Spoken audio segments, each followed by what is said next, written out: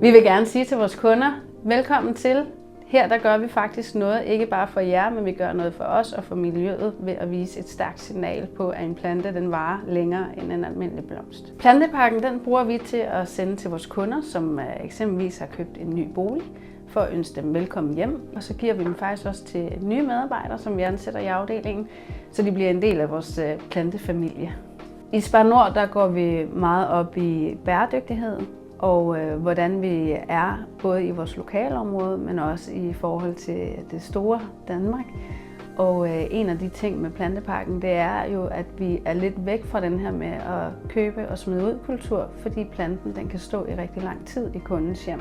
Der er mange kunder, når de køber en bolig, så har de overtagelse, men så skal de altid lige renovere noget, eller de skal lige istandsætte et eller andet. Når vi sender den et par uger efter, eller hvad der nu er aftalt, jamen så får de noget, der er nyt og frisk, som de kan sende ind i deres nye og friske hjem.